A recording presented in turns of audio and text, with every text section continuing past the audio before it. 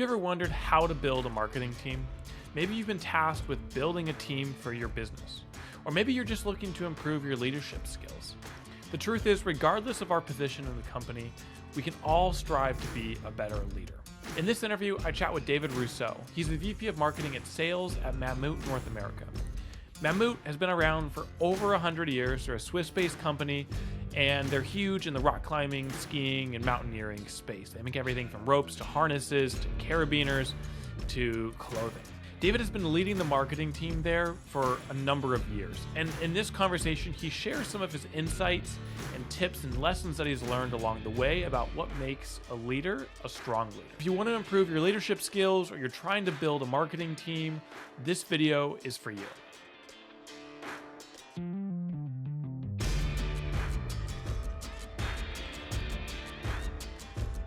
Welcome to the Backcountry Marketing Podcast. My name is Cole Heilborn. Today I'm sitting down with David Russo. He is the VP of Sales and Marketing at Mammut North America. David, how are you?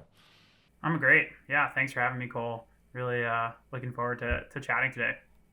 Just to give folks an idea of what we're going to be diving into today, we're going to be talking all about leadership and the elements of good leadership, building a good team, leading through change. And to kick it off, David, I would love if you could give us a quick introduction and a quick breakdown of your role with Mammut. Yeah, I think for me, really what it came down to was I've always had this kind of like curiosity and willingness and kind of like want or internal drive to do more, to learn new things.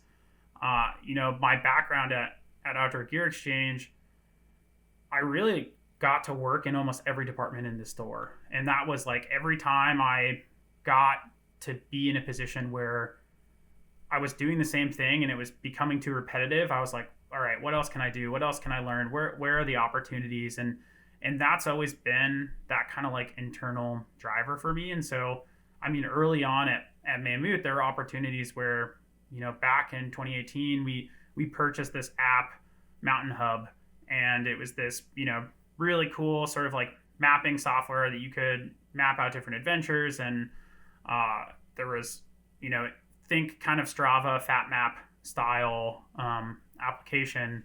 And at the time when we purchased it, there was no one to run the app. It was like we were onboarding that team. It came in and it was like sit down in the circle with the CEO and a few others, and everyone's kind of staring at each other like, hey, who has the time to do this? And I had never run an app before. I had no experience in that. But I knew that, Google has the answers to everything, and that if I was willing to kind of put myself out there, that I could give it a shot. And so I think for me, that attitude is what kept leading to these opportunities. When everyone else was hesitating, I was willing to kind of take that step forward and put myself out there. And it's a vulnerable position to be in, because of course you can make mistakes and you will make mistakes, and that's all a part of it. So that seems like you came into the company relatively in a few years. You kind of bounced around between all the different departments, started to understand the lay of the land, and then found yourself in the position you are now. How do you think about your job as a leader?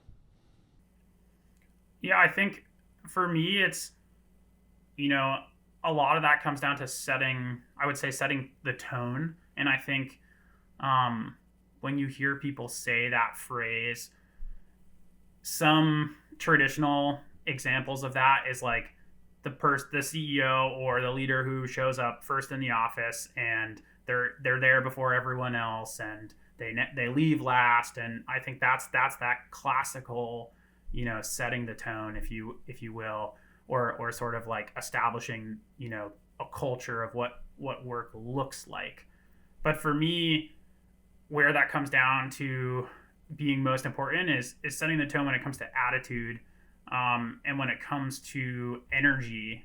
And for me, like, optimism is one of the most important, attributes, I think, for myself in order to be successful in doing my job. And I really think a lot about how do I make sure I'm using energy for good, because again, I think one of those separators and what I experienced in terms of maybe even going from being considered like a manager to being in a leadership position is when you're a manager, you can afford to be talking with your team, and when people are frustrated or someone's upset, you're kind of all just, piling on and like, yeah, that meeting was terrible and I can't believe it went that way and I can't believe this person said that.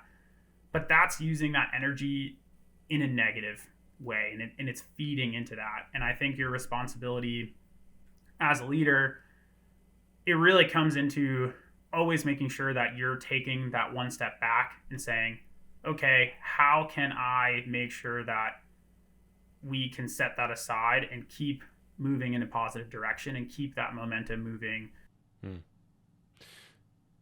Yeah, I love that. You're channeling the energy of the room rather than telling people where they should or how they should be using that energy.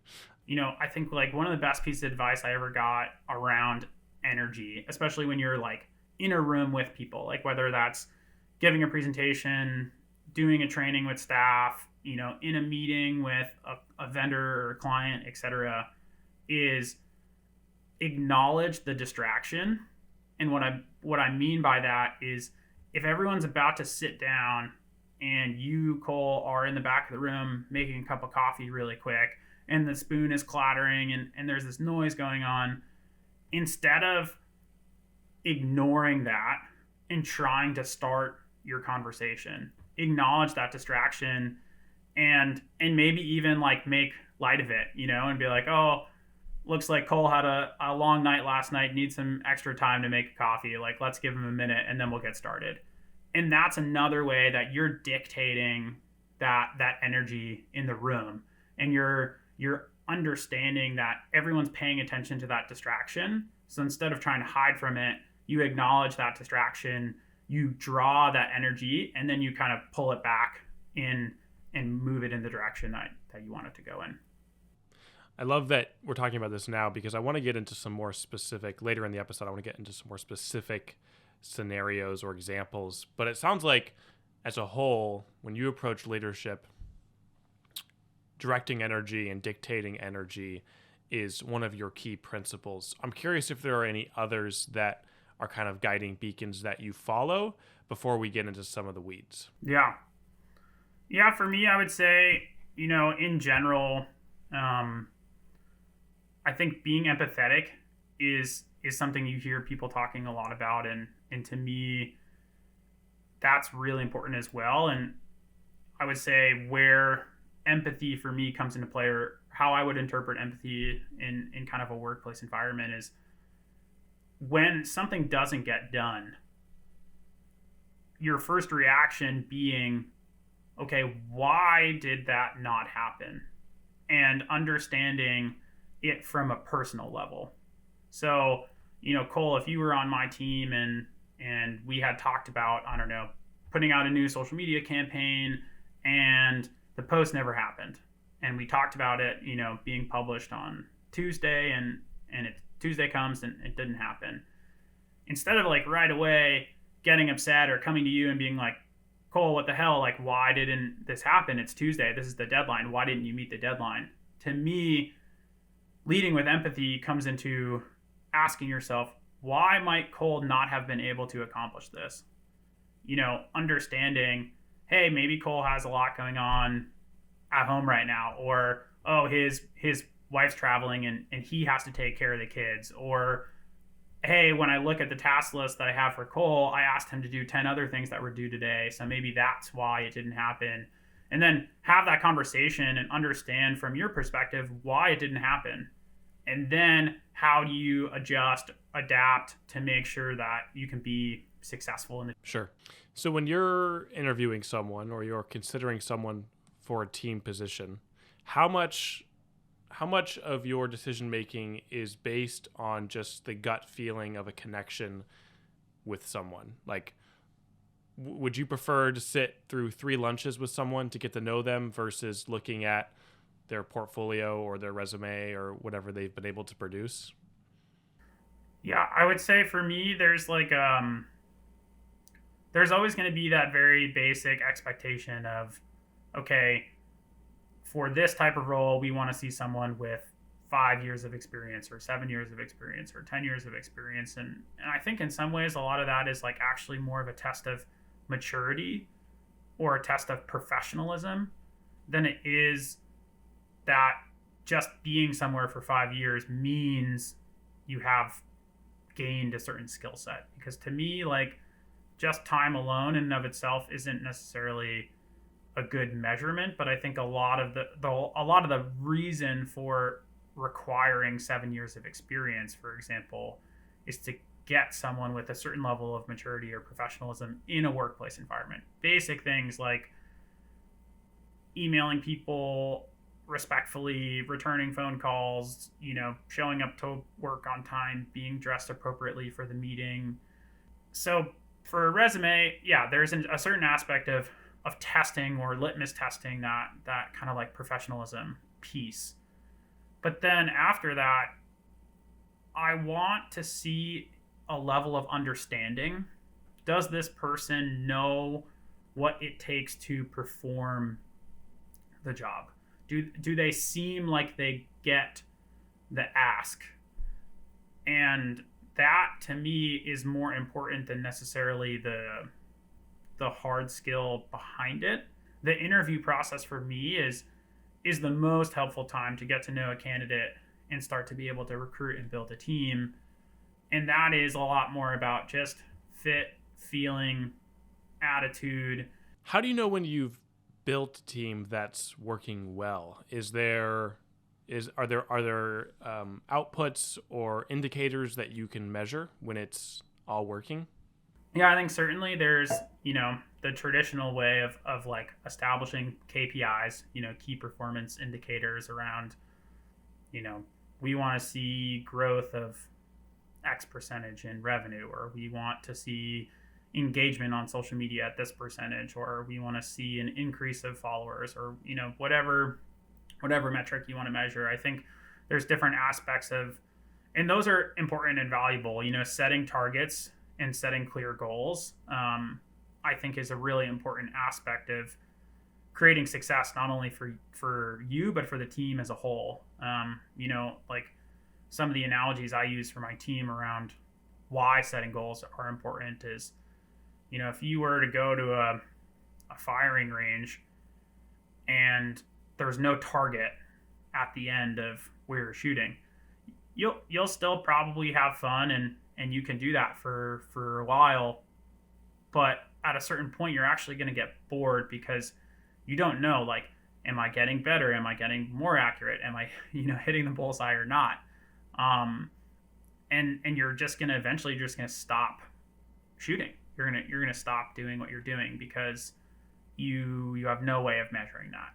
I feel like the team is working well, but also the team has that buy-in. The team has something that they're working towards and that they feel good about that. And I think those goals have to be beyond just revenue targets. They've got to be specific to a team. They've got to be specific to tasks in order for people to really feel a part of something and bought in. When the team is doing their best, they are going to get all the credit. And when they are not doing well, you as the leader are going to be taking all the blame. And that's something that you have to be comfortable with, and you have to understand that that's an aspect of the job. And the other side of when the team is going really well, you often feel like you aren't needed.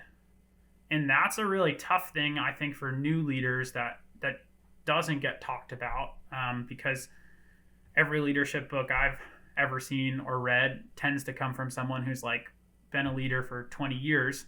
And so they maybe don't even remember what it was like when they first took on that responsibility or they first started leading a team. Yeah.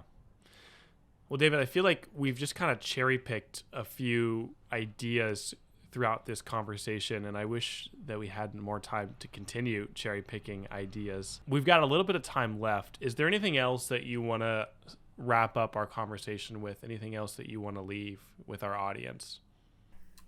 I think for me, one of the things I would say, or like maybe to own up to a mistake I've made, or like a learning that I would pass on, is understand the impact of making time for your team, and also the biggest way for you to communicate that you care about them.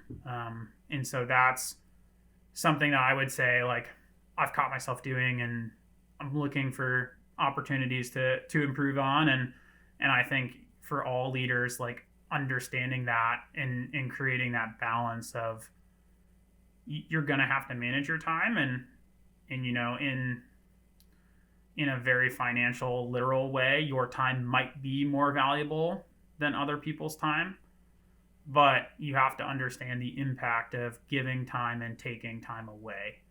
And when you take time away, there is a big negative impact to that. Awesome. All right, David. Well, thank you. Thank you for all the work that you're doing in inspiring leaders in the outdoor industry. And I hope you enjoy the process of continuing to learn and grow. And maybe let's check back in, and maybe we'll do a part 2 and find some more ideas to cherry pick. Awesome. Yeah, thanks, Cole. It was great chatting with you today. All right. Take care. Hey, thanks so much for watching this video. This is actually a cut down of the full podcast that we posted here on the channel, as well as on Apple and Spotify. So if you're interested in going deeper into this conversation with David, I highly recommend you go check it out. Please click the link here in the video, and I'll see you next time.